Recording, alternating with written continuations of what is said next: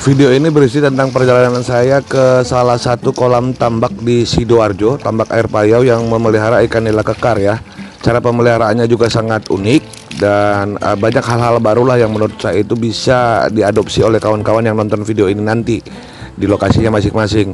Dan juga sekarang saya akan cek bobot ikan nila kekar yang ada di sini bersama tim nila kekar. Jadi jangan di skip ya karena ilmunya bagus sekali.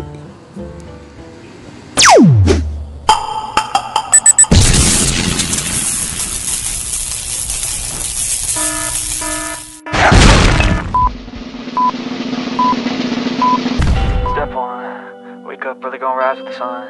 Step two, get some good, some food in you. Step three, think real hard about what you wanna be.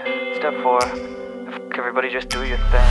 Wake up, today's gonna be a good day. Wake up, today's gonna be a good day. Wake up, today's gonna be a good day. Wake up, today's gonna be a good day. Wake up. Halo kawan-kawan, jumpa kembali di channel vlog Bang Gulo ya. Kali ini di playlist round-round ya, Bang Gulo round-round. Dan saya kebetulan ini di video ini berada di Jawa Timur, tepatnya Kabupaten Sidoarjo ya. Jadi ceritanya saya bersama tim nila kekar dari Pasuruan datang kemari ingin ngecek bobot ikan nila kekar yang sudah kita tebar kurang lebih sekitar 7 minggu atau hampir 2 bulan ya. 2 bulan, beberapa hari lagi 2 bulan waktu saya datang ke lokasi ini. Dan nanti kita akan melakukan wawancara singkat dengan petambak atau pemilik kolamnya. Terus juga mengulaslah perlakuan apa yang dilakukan selama memelihara budidaya ikan nila kekar di kolamnya. Nanti juga rencananya saya akan sampel beberapa ikannya ini ya, berapa bobotnya selama pemeliharaan dia ini hampir 8 minggu. Kita udah tiba di kolamnya ya. Ini kolamnya Mas Abib ya. Abib ini adalah langganan nila kekar Pasuruan dan dia selalu menggunakan nila kekar selama melakukan budidaya ikan nila di kolamnya. Nah, nanti Mas Abib akan menjelaskan sedikit tentang kolamnya ini ya. Saya juga agak bingung karena ini beda dengan yang saya lihat di kota saya, di kota Medan ya, atau Sumatera Utara, dan sistemnya jauh yang berbeda. Dan ini ulasannya dengan Mas Abib. Nama saya Abib. Saya petani tambak dari Sidoarjo. Letaknya tepatnya di Jabon. Saya mempunyai kolam dengan luas 8 hektar dengan tebar bibit ikan nila 500.000 ekor, ikan nila kekar dan udang fanami 5 juta ekor. Yang mana batas kolam kita Mas Habib? Batas kolam kita ada di pohon kering itu, di kota itu terus pojok sampai sini. Kolam berikutnya yang ini sampai itu pohon ada satu itu. Terus kolam berikutnya ada di ini belakang gubuk. Total luasnya 8 hektar. Iya. Nah, ketika pertama kali masuk untuk bagi ikannya gimana modelnya? Saya pertama kali masuk tebar bibit di lahan yang ini. Oh, yang ini ya? Iya. Jadi bibitnya pertama kali di sini semua? Iya, di sini semua. Bibit Dengan udangnya juga? Iya. Ikan udang sama ikan nilanya juga di sini. Jadi satu. Selama berapa lama? Selama 3 minggu lah. Terus saya buka. Dibuka pintu airnya? Iya, di sini. Nah, berarti seluruh kolam ini ada pintu air seperti ini yang menyambungkan ke seluruh kolam ya? Iya. Dan ikannya akan cari tempat sendiri-sendiri? Iya, nanti akan Menyebar dengan sendirinya? sendiri. Oke. Jadi tidak ada tips waktu dia diberi pakan seperti apa nanti cara membaginya? Ya, seperti pada umumnya itu cuma digeret. Oh, cuma digeret. Iya. Dan kebiasaannya seperti itu sudah? Biasanya seperti itu. Nanti mulai kecil gitu nanti nganut sendiri. Oh, nggak ada sendiri. Jadi yang maksudnya Mas Abib itu digeret itu seperti ini cara kasih makan di sini. Kalian bisa lihat bahwa langsung aja pakannya dimasukin ke dalam kolam terus dibuka dan ditebarkan seperti ini. Jadi tidak keliling ya. Alasannya mungkin karena luasan kolam yang sangat luas ya, hampir 8 hektar. Kalau 2 kali 1 hari memberikan makan ikan dengan luasan 8 hektar, bisa-bisa betisnya ABK ini lebih besar daripada pahanya. Jadi agak susah. Dan itu mungkin alasannya ya mengapa katanya hanya diserok aja seperti ini. Tapi ada alasan lain lah ya. Nanti akan saya jelaskan review kesimpulannya di belakang. Kita lanjutkan Mas Habib. Cara pemeliharaan saya menggunakan sistem polikultur dengan cara menggabungkan ikan nila dengan udang fanami.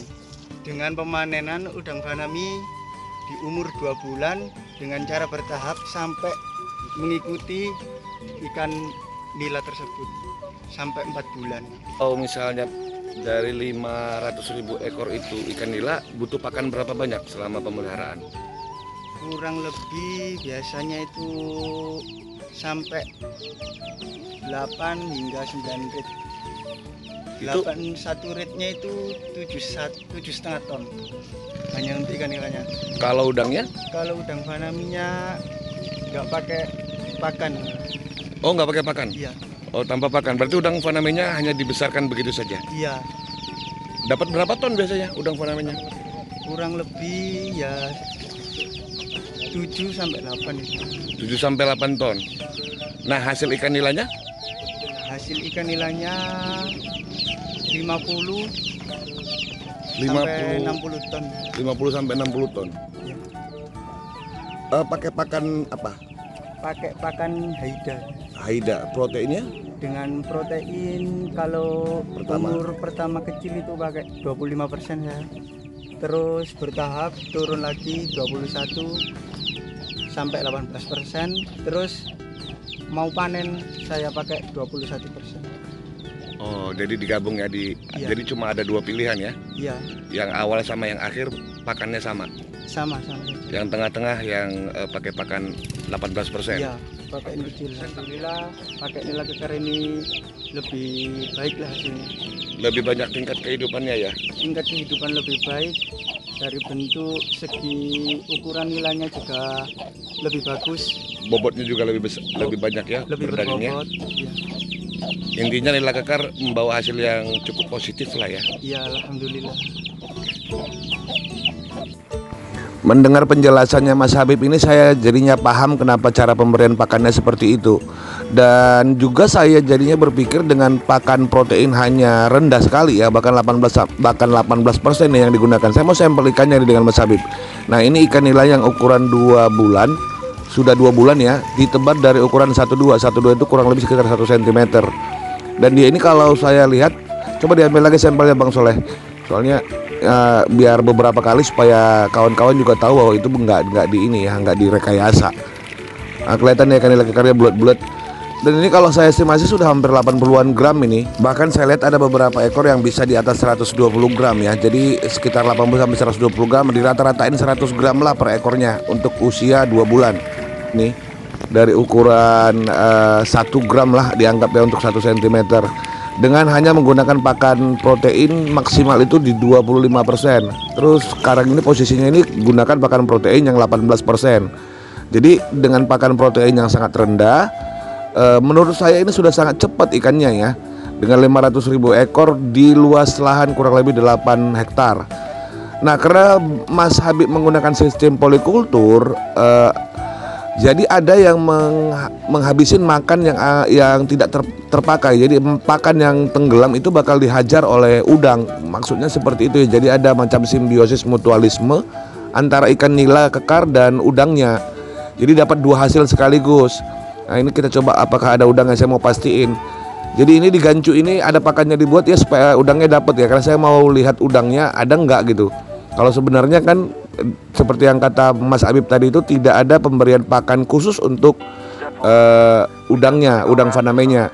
Jadi bisa dikatakan udang faname yang dia tebar sebanyak 5 juta ekor dan menghasilkan kurang lebih 7 ton itu hanya bonus saja gitu ya, karena pakannya sudah diambil dari pakan protein rendah yang diberikan ke ikan.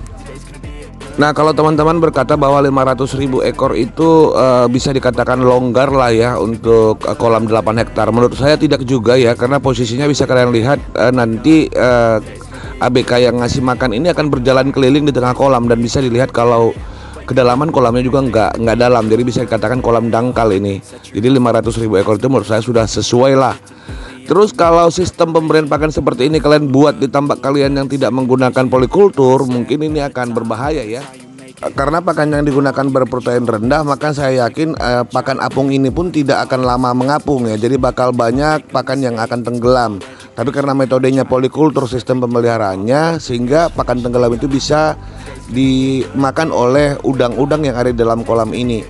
Nah, katanya menurut rekan-rekan kita tim ahli di Pasuruan yang tepatnya untuk menghasilkan nila kekar, mereka berkata bahwa memang polikultur itu bisa saling simbiosis menguntungkan ya antara ikan nilanya sama udangnya. Karena lendir ikan itu bisa membuat udang lebih bagus, terus udangnya juga bisa membersihkan amonia yang ada dalam kolam, kurang lebih seperti itu. Jadi simbiosis memang saling menguntungkan. Nah, saya juga tanya ke Mas Habib gimana sih sistem pemanenan udang yang ada di dalam kolam ini. Jadi mereka sistem pemanenannya itu di atas 2 bulan ya. Jadi ketika udang sudah mulai naik ke atas karena kekurangan oksigen, maka mereka akan memanen udang itu secara parsial. Jadi diambilin keliling-keliling kolam terus dijual. Begitu metodenya ya, sampai habis udangnya. Jadi bisa dikatakan tidak ada panen udang sama ikan nila secara bersamaan, tidak ya. Dari udangnya dulu diambilin nih, karena dia kalau udah muncul di atas permukaan air karena kekurangan oksigen di usia 2 bulan ke atas, itu dipanenin dulu sampai habis udangnya. Nanti totalan kisarannya sekitar 7 ton katanya. Dan ini merupakan simple menurut saya. Dan satu lagi yang saya sampaikan, kalau di sini dengan total 60 ton yang terjual, itu berarti kalau dihitung-hitung dengan persentasi kelebihan timbangan di tingkat pengepul yang katanya bisa sampai 30% kalau di Sidoarjo ini ya. Ini berarti kan sangat luar biasa nih, FC-nya bisa tembus 1,2 kalau dikira-kira ya. Kalau dihitung sama yang gratisan yang untuk pengepul itu bisa 1,2 kalau saya hitung-hitung ya. Tentunya semua itu tidak terlepas dari benih unggul yang digunakan ya. Memang nila kekar di tempat kita pun di Sumatera Utara, di tempat saya, memang nila kekar itu punya keunggulan yang sangat luar biasa ya. Dan di sini pun di tempat Mas Habib ini menggunakan nila kekar sudah beberapa kali. Dan dia juga berkata bahwa beda banget dengan ikan-ikan nila yang dia gunakan sebelumnya. Baik dari tingkat SR-nya yang bagus, terus bodinya juga yang berdaging sehingga lebih berat. Dan total pakan yang digunakan juga jauh lebih hemat dibandingkan menggunakan bibit ikan nila yang sebelumnya. Baiklah kawan-kawan, sebelum kita menyelesaikan video kita ini, alangkah baiknya kalau kita berpamitan dulu dengan Mas Habib ya. Oke Mas, makasih ya Mas. Yo Mas. Nah, saya juga mau nyampaikan kawan-kawan yang baru lihat channel Bang Gulo ya, atau baru ketemu channel Bang Gulo, jangan lupa subscribe channel ini ya, terus aktifkan lonceng notifikasi kalian agar kalian selalu mendapat info-info terbaru tentang video-video yang dibuat oleh Bang Gulo. Dan terus kalau misalnya kalian ingin join atau langganan di channel ini juga bisa ya. Banyak fasilitas yang bisa kalian peroleh, baik itu panduan atau konsultasi, semuanya ada, tinggal kalian cek aja di menu langganannya.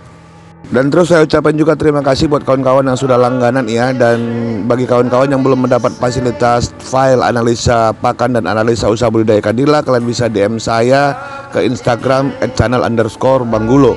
Dan juga saya sampaikan, jika misalnya kalian butuh bibit nila kekar dimanapun kalian berada ya di seluruh Indonesia, kalian bisa juga DM ke Instagram saya ya, karena kita bisa kirimkan benih-benih nila kekar berkualitas buat kalian gunakan di kolam-kolam kalian di manapun berada, selama itu masih berada di wilayah Indonesia ya tentunya ya. Baiklah kawan-kawan, itu yang bisa saya sampaikan di video kita kali ini ya. Semoga menginspirasi buat kawan-kawan yang nonton video ini ya. Akhir kata saya ucapkan terima kasih banyak, dan saya Bang Gulo beserta ikan nila yang ada dalam video ini mohon undur diri dulu ya. Sampai jumpa di video selanjutnya. Tetap semangat, bye-bye.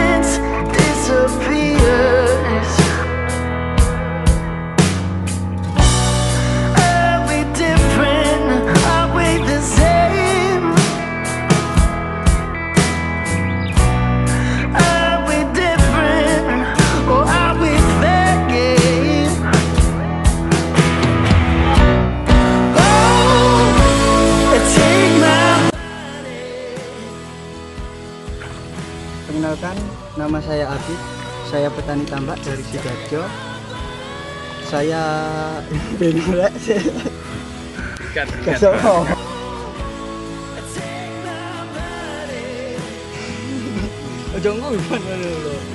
cara pemeliharaan.